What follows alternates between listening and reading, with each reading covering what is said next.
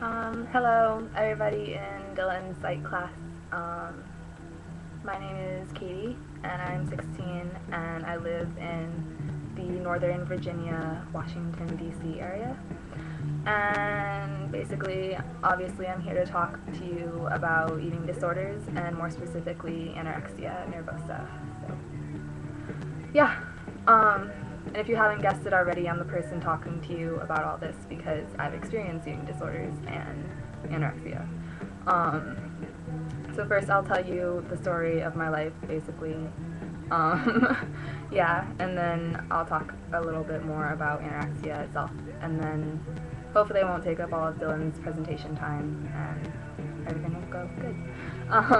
So, yeah, starting off, basically how I got my eating disorder. I was about 12 years old, and over the summer like usually before that I was in swim team, and then I quit swim team, and then over the summer my dad and my twin sister,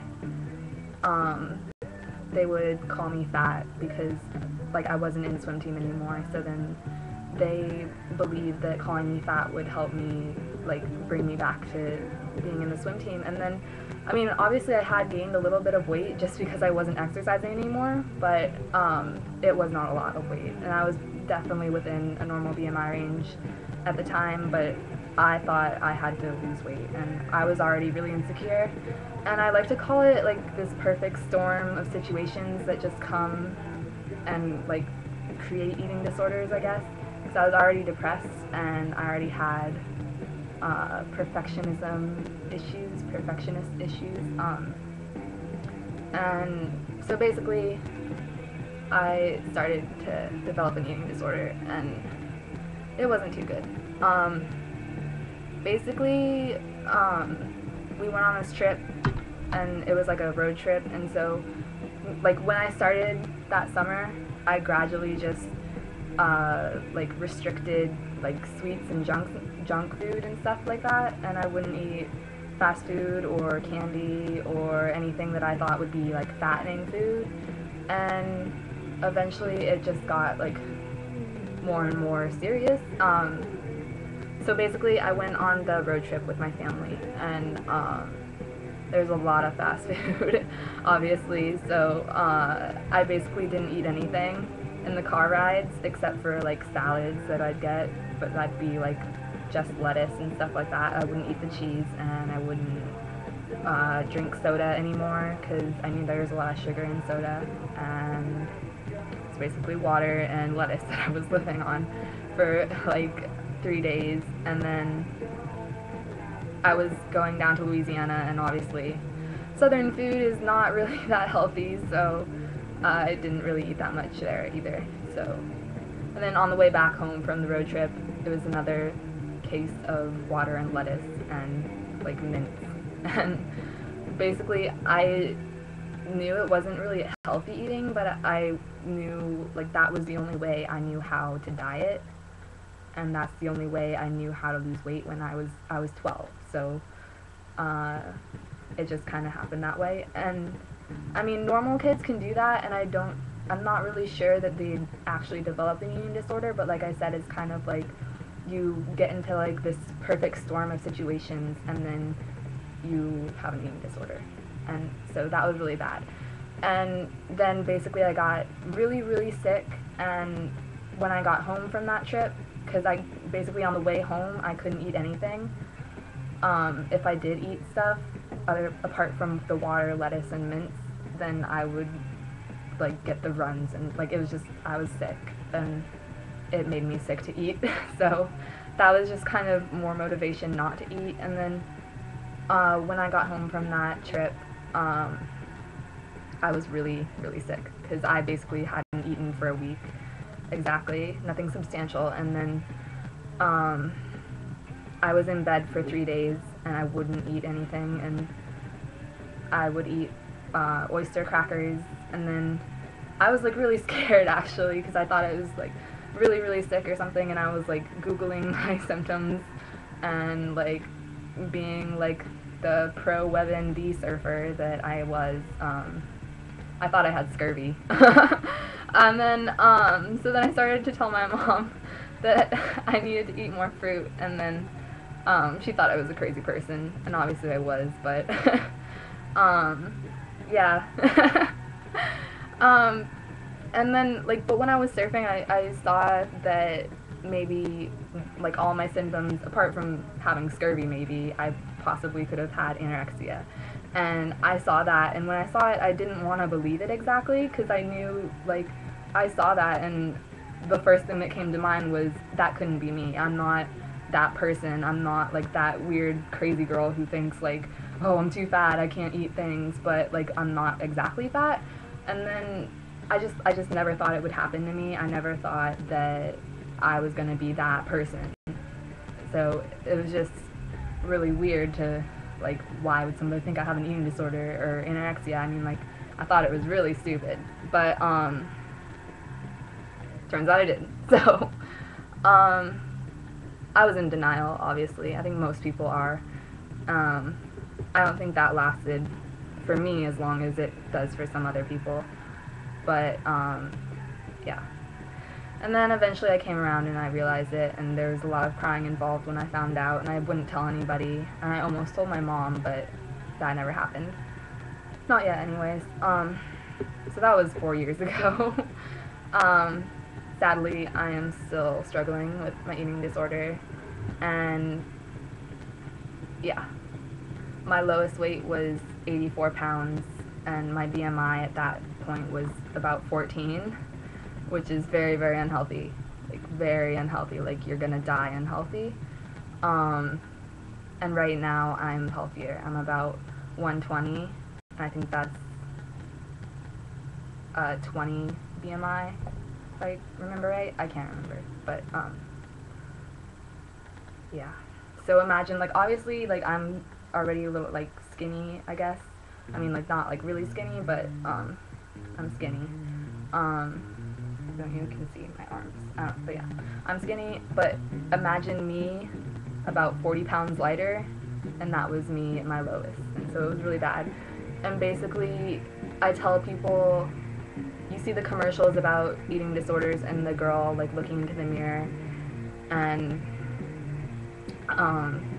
like, she's really, really fat, and, like, there's an obese person in the mirror, and then you pull back, and there's the girl who looks like a skeleton just standing there, like, picking at her skin. And that's exactly how it is. I'm not even joking with any of you. That's exactly how it is. And that's exactly what happened to me at my lowest weight. I woke up in the morning, first thing I did was go to my mirror, and I looked at myself in my underwear, and I was picking at my skin, and I thought, looking in the mirror at that point, I told myself I need to lose 5 pounds. And then later that morning, I went to weigh myself, and it turns out I was 84 pounds. And it really scared me, not gonna lie. Yeah. And basically my eating disorder, this is another thing I'm gonna get to, is that you get eating disorders, but it's not always one thing.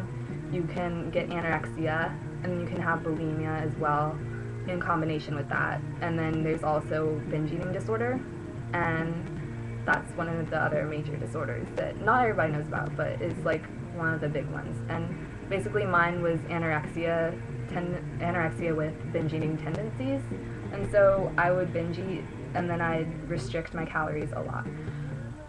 So, and obviously, I am in recovery right now on my own accord, but it's still a struggle, and I've relapsed a few times, and yeah, but things should be getting better.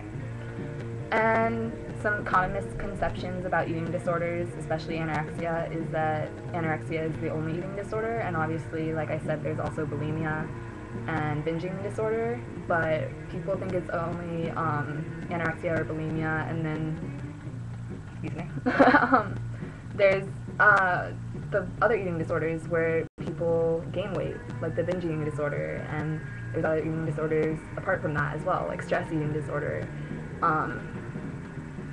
So I think people need to be aware of all eating disorders, not just anorexia. And then another common misconception about anorexia is that none of us eat, but I'll tell you right now that we do eat, and It's just that we don't eat a lot of calories. Like normal people eat about 2,000 calories a day, and then when you have anorexia, you restrict your calories to somewhere under 1,000 usually, just so you can lose that weight. When I had my eating disorder, I remember at one point being deathly scared of eating anywhere above 500 calories a day, and if I ate over 300 calories, I would go into a sort of anxiety attack, and I would start exercising late at night, and I'd be up for hours just doing exercises on my floor in my bedroom or in my bed or wherever I was. And I'd just try and lose weight. I wouldn't let myself stop moving. I'd do everything I could just to lose more weight and burn more calories, and it was really, really bad. And yeah. And then another misconception about eating disorders is the pro-ana blogs. And I don't know if you guys know about these, but they're on the news a lot, I think. And it's like, they call them like eating disorder communities, and like they're trying to lure your kids into like getting eating disorders, and it's just really, really stupid. And the media makes us out to be bad people with eating disorders. I don't know why. It's really sad actually, but the pro-ana blogs, it's like you share thoughts and pictures and motivate each other in a way, but in a way also I think that is one of the big contributors to the reason why I wanted to go into recovery, because I met people who were like going through the same things, and they actually helped me be more healthy and stay away from things that could have actually caused serious harm, like really bad ideas that they told me I really shouldn't try. I'm not going to go into details, but basically I could have killed myself really easily if I wanted to be really stupid, and they helped me not do that. So pro-ana blogs are actually really helpful at times, pro-ana websites as well. Another misconception is that anorexia makes you pretty, and that's definitely not the case, but it makes you really gross. You're sick. Anorexia is a disease, and you don't look good at all, but you're in denial, and you think you'll get anorexia and then you'll lose weight, but it's not. You're like, that's like telling yourself you'll like give yourself cancer in order to shed a few pounds, and I think it's just really ridiculous now that you think about it after you've gone through it, that you'd want to do something like that, and that you like kept motivating yourself to lose more weight, and it's really ridiculous, because you lose weight but you never enjoy it, because healthy people lose weight but they don't have that disease part, and then healthy people lose weight but then and then they can enjoy their weight, but when you have anorexia you lose weight but you're not enjoying it. You keep wanting to lose more, because anorexia, eating disorders in general, are by classification are addictions, so you keep wanting more and more, and you want to keep losing weight more and more, but you're never going to enjoy the weight that you lose. You're never going to get to a goal weight. You're always going to keep setting lower goals, and you're never going to reach a goal weight that you're happy with, so it just gets really bad. And then another thing is there's lots of health side effects, and there are a few of the major ones that I'll mention right now is the heart disease. It makes your heart muscle, it deteriorates your muscles in your body completely everywhere, and especially your heart muscle. And so my heart muscle is really bad, and you lose your hair. My hair used to be a whole lot thinner than this, but it's still pretty bad right now. You can't really tell, my hair is kind of poofy, but it's usually more poofy. And then another one is you lose your period, and a lot of girls think, oh yeah, that's really great, like I never want my period anyway, it sucks, but it's actually really bad. I went 6 months without getting a period, and that was really bad, obviously. It's not healthy at all, and it can actually